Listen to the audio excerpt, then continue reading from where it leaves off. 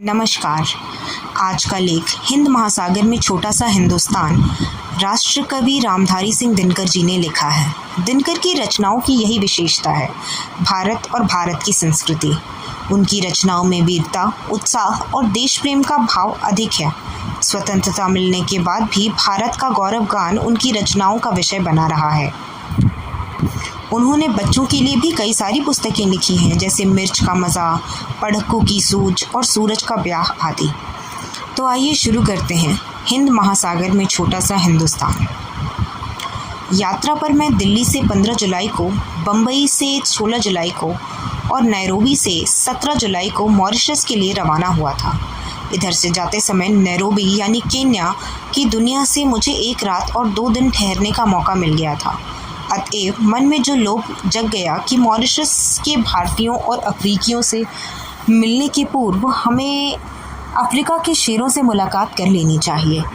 जहाज़ यानी विमान दूसरे दिन शाम को मिलने वाला था। अतएव हम जिस दिन नैरोबी पहुँचे उसी दिन नेशनल पार्क में घूमने निकल गए। नैरोबी का नेशनल पार्क चिड़ियाघर नहीं है, शहर के बाहर बहुत बड़ा जंगल है, जिसके पास में घास अधिक, पेड़ बहुत ही कम है। लेकिन जंगल में सर्वत्र अच्छी सड़कें बिछी हुई हैं और पर्यटकों की गाड़ियां उन पर दौड़ती ही रहती हैं। हमारी गाड़ी को भी काफ़ी देर तक दौड़ना पड़ा, मगर सिंह कहीं भी दिखाई नहीं पड़े। एक जगह सड़क पर 2 मोटरें खड़ी थीं और उन पर तरह तरह के बंदर और लंगूर चढ़े हुए थे। पर्यटक लोग इन बंदरों को कभी कभी फल या बिस्किट खाने को देते थे। अतएव मोटर के रुकते ही बंदर उसे घेर लेते थे। बड़ी लंबी दूरी तय कर लेने के बाद, या यूँ कहिए कि 10-20 मील के भीतर हर सड़क छान लेने के बाद हम उस जगह जा पहुँचे जहाँ सिंह उस दिन आराम कर रहे थे। वहाँ जो कुछ देखा वह जन्म भर कभी भी भूलेगा नहीं। कोई 8-7 सिंह लेटे हुए या सोए हुए थे और उन्हें घेर कर 8-10 मोटरें खड़ी हुई थी। तुर्रा यह है कि सिन्हों को यह जानने में कोई इच्छा नहीं थी कि हमें देखने आने वाले लोग कौन हैं। मोटरों और शीशों को चढ़ाकर उनके भीतर बैठे लोगों की ओर सिन्हों ने कभी दृष्टिपात ही नहीं किया, मानो हम लोग तुच्छ हों और उनकी नज़र में आने के योग्य ही ना हों। बिल्कुल हम लोग वहाँ आधा घंटा ठहरे होंगे। इस बीच एक सिंह ने उठकर जमाई ली, दूसरे ने देह को ताना, मगर हमारी ओर किसी भी सिंह ने नज़र न उठाई। हम लोग पेड़ पौधे और खरपात से भी बदतर समझे गए होंगे शायद। इतने में कोई मील भर दूरी से हिरनों पर एक झुंड दिखाई पड़ा, जिनके बीच एक जिराफ बिल्कुल बेवकूफ़ की तरह खड़ा था। अब 2 जवान सिंह उठे और 2 और चल दिए। एक तो थोड़ा सा आगे बढ़कर एक जगह बैठ गया, लेकिन दूसरा घास के बीच छिपता हुआ मोर्चों पर आगे बढ़ने लगा। हिरनों के झुंड ने ताड़ लिया और उन पर सिन्हों की नज़र पड़ रही है। अतएव वे चरना भूलकर चौकन्ने हो उठे। फिर ऐसा हुआ कि झुंड से छूटकर कुछ हिरन एक तरफ चले गए और भाग निकले वहाँ से, मगर बाकी जहाँ के तहाँ ठिठके खड़े रहे। बाकी हिरन ठिठके हुए इसलिए खड़े थे कि उन्हें सिंह देख रहे थे और सहज प्रवृत्ति हिरनों को यह समझा रही थी कि खतरा किसी भी तरफ भागने में हो सकता है। शिकार सिंह सूर्यास्त के बाद किया करते हैं और शिकार वे झुंड का नहीं करते, बल्कि उस जानवर का करते हैं जो भागते हुए झुंड से पिछड़ जाता है। अब यह बात समझ आई कि हिरन भागने को निरापद नहीं समझकर एक गोल में क्यों खड़े थे। मुझे ऐसा महसूस हो रहा था कि मेरा रक्तचाप बढ़ रहा है। अतएव मैंने तय कर लिया कि अब मुझे घर लौटना चाहिए। नैरोबी से मॉरिशस तक हम भी BOAC के जहाज़ की तरह उड़े। जहाज़ नैरोबी से 4 बजे शाम को उड़ा और 5 घंटे की निरंतर उड़ान के बाद जब वह मॉरिशस पहुंचा, तब वहां रात के लगभग 10 बज रहे थे। रात थी, अंधेरा था, पानी बरस रहा था, मगर तब भी हमारे स्वागत में बहुत से लोग खड़े थे। हवाई अड्डे के स्वागत का समा देखकर यह भाव जागे बिना नहीं रह सका कि हम जहां आए हैं वह छोटे पैमाने पर भारत ही है। मॉरिशस द्वीप भूमध्य रेखा के बीच 20 डिग्री दक्षिण और देशांतर रेखा के 60 डिग्री के बिल्कुल पास है, किंतु उससे पश्चिम की ओर बसा हुआ है। मॉरिशस की लंबाई 29 मील और चौड़ाई 30 मील है। वैसे पूरे मॉरिशस द्वीप का रकबा 720 वर्ग मील आंका जाता है। यह द्वीप हिंद महासागर का एक महान मोती है, भारत समुद्र का सबसे खूबसूरत सितारा। मॉरिशस वह देश है जिसका कोई भी हिस्सा समुद्र से 15 मील से ज़्यादा दूर नहीं।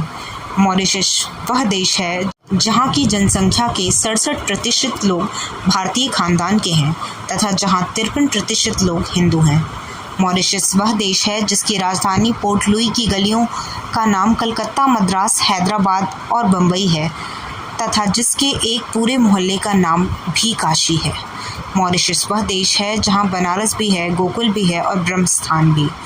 मॉरिशस वह देश है जहाँ माध्यमिक स्कूलों को कॉलेज कहने का रिवाज है।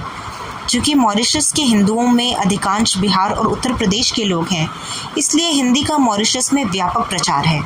मॉरिशस की राजभाषा अंग्रेजी किंतु संस्कृति की भाषा फ्रेंच है, मगर जनता वहाँ क्रेओल बोलती है।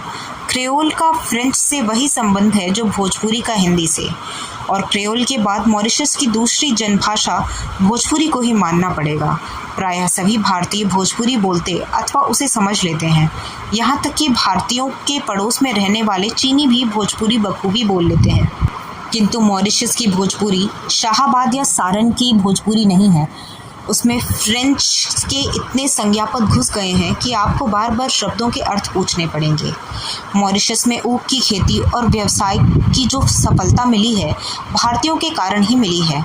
मॉरिशस की असली ताकत भारतीय लोग ही हैं। सारा मॉरिशस कृषि प्रधान द्वीप है क्योंकि चीनी वहाँ प्रमुख अथवा एकमात्र उद्योग है। किंतु भारतीय वंश के लोग यदि इस टापू में नहीं गए होते तो उस ऊख की खेती असंभव हो जाती और चीनी के कारखाने बढ़ते ही नहीं। भारत में बैठे बैठे हम यह नहीं समझ पाते हैं कि भारतीय संस्कृति कितनी प्राणवती है और चिरायु है, किंतु मॉरिशस जाकर हम अपनी संस्कृति की प्राणवत्ता का ज्ञान आसानी से प्राप्त कर लेते हैं। मालिकों की इच्छा तो यही है कि भारतीय लोग भी क्रिस्तान से हो जाएं, किंतु भारतीयों ने अत्याचार तो सहे लेकिन प्रलोभनों को ठुकरा दिया। वे अपने धर्म पर डटे रहे और जिस द्वीप में भगवान ने उन्हें भेजा है उसी द्वीप को उन्होंने एक छोटा सा हिंदुस्तान बना डाला। यह ऐसी सफलता की बात है जिस पर हम सभी भारतीयों को गर्व होना चाहिए। मॉरिशस के प्रत्येक प्रमुख ग्राम में शिवालय होता है। मॉरिशस के प्रत्येक प्रमुख ग्राम में हिंदू तुलसीकृत रामायण यानी रामचरितमानस का पाठ करते हैं अथवा ढोलक और झांझ पर उसका गायन करते हैं। मॉरिशस के मंदिरों और शिवालयों को मैंने अत्यंत स्वच्छ और सुरम्य पाया। कितना अच्छा हो यदि हम भारत में भी अपने मंदिरों और तीर्थ स्थानों को उतना ही स्वच्छ और सुरम्य बनाकर उसे रखना आरंभ कर दें जितने स्वच्छ वे मॉरिशस में दिखाई देते हैं। भारत के पर्व त्योहार मॉरिशस में भी प्रचलित हैं, किंतु वर्ष का सर्वश्रेष्ठ धार्मिक पर्व शिवरात्रि है। मॉरिशस के मध्य में एक झील है जिसका संबंध हिंदुओं ने परियों से बिठा दिया है और उस झील का नाम अब परी तालाब हो गया है। परी तालाब केवल तीर्थ ही नहीं, दृश्य से भी पिकनिक का स्थान है, किंतु वहाँ पिकनिक पर जाने वाले लोग अपने साथ मांस मच्छी नहीं ले जाते, न अपवित्रता की वहाँ कोई भी चीज़ का व्यापार होता है। शिवरात्रि के समय सारे मॉरिशस के हिंदू श्वेत वस्त्र धारण करके कंधों पर कांवड़ लिए जुलूस बांधकर परी तालाब पर आते हैं और परी तालाब पर जल भरकर अपने गांव के शिवालय को लौट जाते हैं तथा शिव जी को जल चढ़ाकर अपने घरों में प्रवेश करते हैं। ये सारे ही कृत्य वे बड़ी ही भक्ति भावना और पवित्रता से करते हैं। सभी वयस्क लोग उस दिन उजली धोती, उजली कमीज और उजली गांधी टोपी पहनते हैं। हाँ, बच्चे हाफ पैंट पहन सकते हैं, लेकिन गांधी टोपी उस दिन उन्हें भी पहननी पड़ती है। परी तालाब पर लगने वाला यह मेला मॉरिशस के प्रमुख आकर्षणों में से एक है और उसे देखने को अन्य धर्मों के लोग भी काफ़ी संख्या में आते हैं। धन्यवाद।